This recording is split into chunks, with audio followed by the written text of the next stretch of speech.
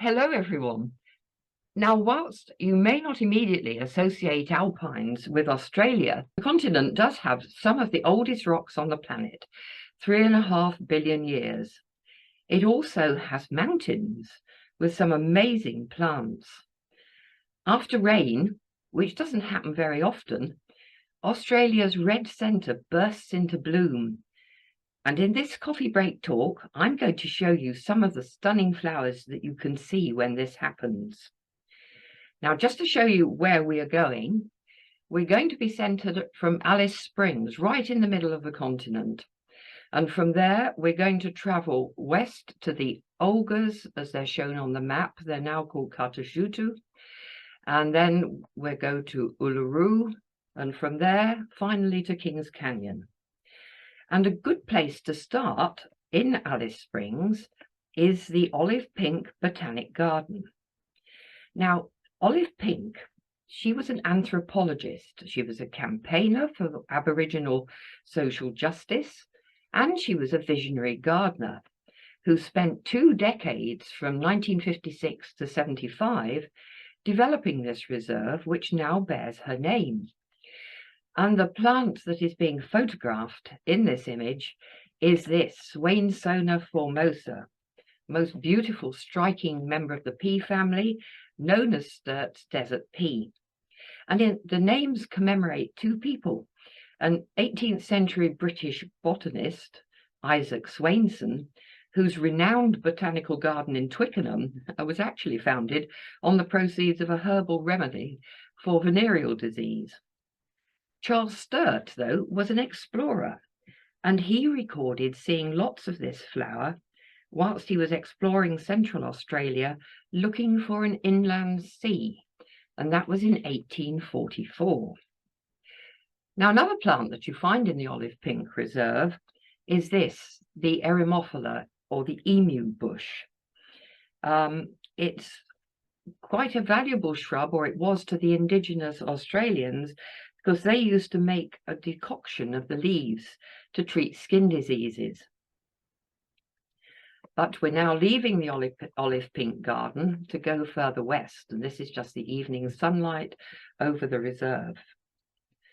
But next morning, you can see the effect that rain had had on the roadside as you travel through Central Australia, because it was green. The red centre was green.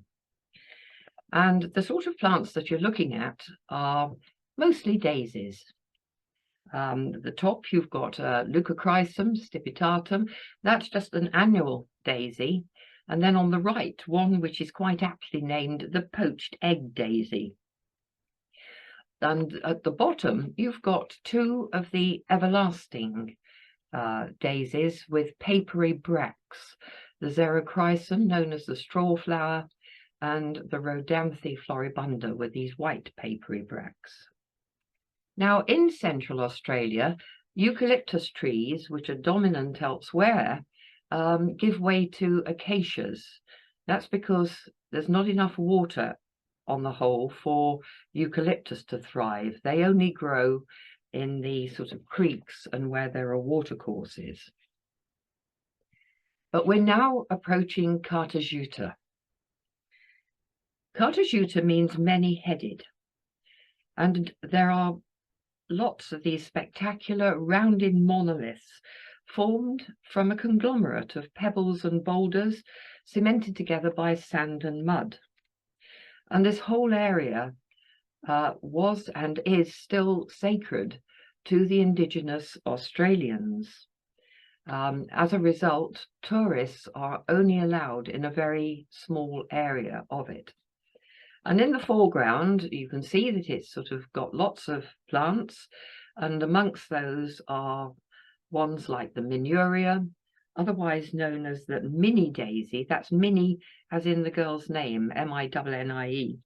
The mini daisy, which makes nice little clumps.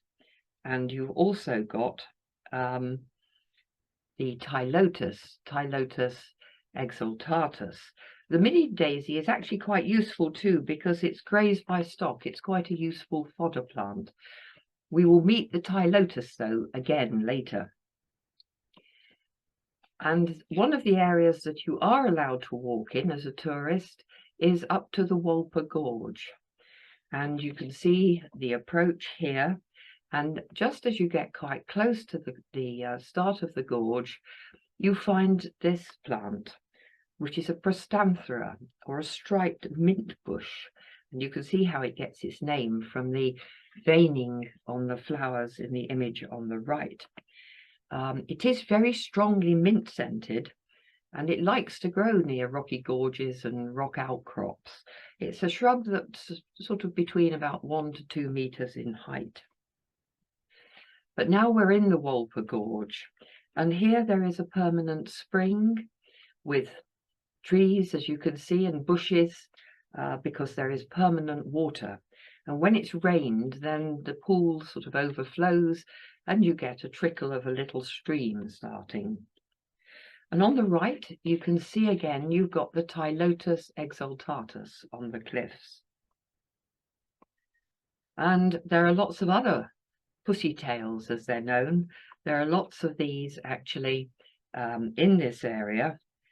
The Tylotus exaltatus is known as the tall mulla mulla because in fact it grows to a height of about 1.5 meters. On the right you have Tylotus xerophilus. That is the large green pussy tail because it's got large flower heads. Tylotus obovatus, or silver tails, has silvery leaves and its flower heads are almost globular. And in the bottom right, long tails is so called because the flowers are elongated and they're also slightly fragrant. But we're now leaving Tjuta. But before we do, have a look at the trees in the foreground, the desert oak, Alocasuarina. They have a very interesting life cycle.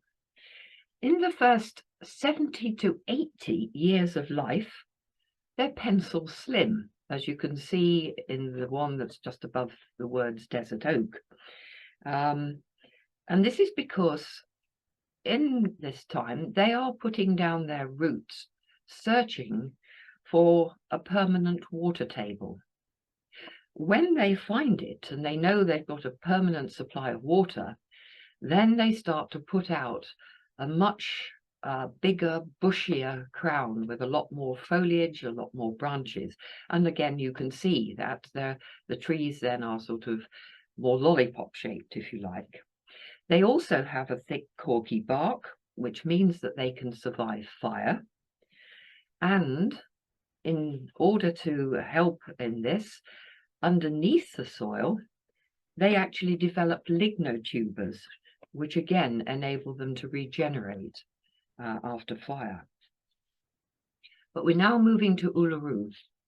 And this, of course, is the typical view that you get at sunset if you're lucky enough to have champagne and canapes to watch the sun setting over Uluru. And Uluru and Tjuta were both formed during a very long period of mountain building or orogeny, which lasted from 900 million years ago to 300 million years ago.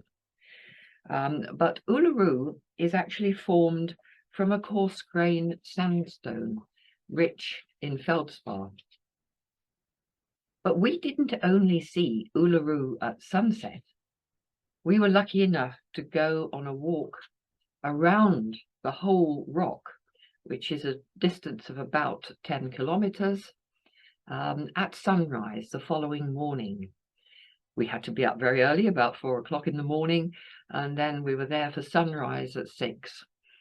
And you can see we're now, of course, on the opposite side, on the east facing side, and you can see that again there are lots of plants. That was quite a surprise to me. I hadn't realized how much vegetation there was around Uluru, but of course it's silvery, which again is because of the very arid climate in this part of Australia, so you have drought-resistant plants. You can also see that this side of the rock is very well weathered, and the indigenous Australians have wonderful stories relating back to the dawn of time about their gods' ancestors, which they believe that the marks in the rock actually depict. And this was the start of the path as we walked around Uluru. You can see there are lots of the long tails, the Tylotus polystachys in the foreground, and the sun just coming up over the horizon. A very colourful splash was provided by this plant, Acetosa vesicaria. It isn't native to Australia, it's an introduced plant, and it's thought to have been brought in when camels were introduced in Central Australia, because in the early days, before they had railroads or tarmacked roads, then camels provided the only means of crossing the desert safely. But a plant which the indigenous Australians valued far more, of course, was this, the bush or desert plum, Santalum lanceolatum. And this makes a small tree, probably up to about 2 meters in height. The fruits are edible, and the foliage is also a nutritious feed for stock. The wood is like sandalwood in that it's perfumed, and as such it used to be exported, and you also have oil from the plant as well. Now, I said that the eucalyptus don't occur very often in Central Australia unless they're near a permanent water course, and here you've got a natural pool, and so nearby you actually had you have the eucalyptus, known as the red river gum, and it's a very attractive tree. This site, of course, Uluru, has been home to indigenous Australians for thousands of years. They lived in caves around the base of the rock, and of course made wonderful paintings. And of course, all these colors that they used in their paints are natural. We went to an ochre pit where you could obtain the yellow, red, and orange colors quite easily from the soft rock. The white and black colors, though, come from burning the desert oak. The black, of course, is the sort of charcoal from the burnt wood, and the white from the ash. And then we're a little further round now. We've come round almost to the western side again. This just shows Uluru as the sun is getting a little stronger. And if you've been wondering where the orange colour of the rock comes from, that's because the rock is coated with iron oxide and the minerals in the rock break down from weathering. And as you reach to complete the circle, you come back to some wonderful wave-shaped rocks. And this, of course, in earlier times was a sacred cave. This was the women's cave for the indigenous Australians. And nearby there was a little plant growing, the desert lantern. It's a member of the abutilons. And from there, we travelled to Kings Canyon. But in doing so, we passed this lake, Lake Amadeus, and it's an enormous lake. It's about 180 kilometers long by 10 kilometers wide. Normally, of course, the lake surface is just a salt crust, but when there's been sufficient rainfall, then it forms part of an east-flowing drainage system, which goes into the major river in Central Australia, which is the Finca River. Nearby, it was growing the rattlepod grevillea.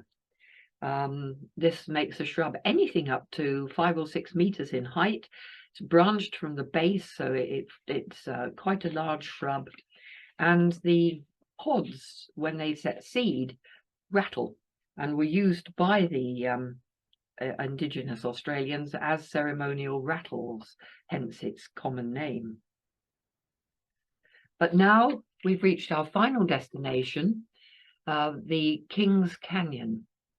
And here you see part of the canyon with Grevillea juncifolia, the desert grevillea growing there. And that has these enormous orange flowers. They're really quite sizable, and they're very attractive. They're full of nectar and quite sticky. And this is, of course, another of the plants that regenerates well after fire. But growing nearby was this very beautiful shrub known as Sturt's Desert Rose. And it's a really beautiful member of the mallow family. And in fact, I'm not the only person that thinks it's beautiful, because it's the floral emblem of Northern Territory. The plants are fairly perennial. They last about 10 years, and that likes to grow, of course, in fairly sandy conditions and rocky gullies. And there are two walks really that you can do at Kings Canyon. You can walk right round the rim, and you can see on the left-hand side that the path up to the rim was coated or covered with flowers in bloom. Or you can walk along the canyon floor, the valley floor, where again you have the red river gum, Eucalyptus camodensis. And there are lots of plants in the valley. These are just some of them. Tylotus xerophilus again, and also another grevillea, quite an unusual grevillea with holly-shaped leaves. And the third image shows you a member of the potato family, Solanum ellipticum, with sort of white hairs covering the leaves, which again, of course, protect the plant, stop it transpiring too readily and losing water in the hot sun. As you move round, though, to the southern rim, then again you can see that the whole area is carpeted with flowers, and the purple one at the foreground of the left-hand image, it's not a solanum, although at first sight you might think it was. It's a Charadrinia. In fact, the flowers of the Charadrinia have no petals.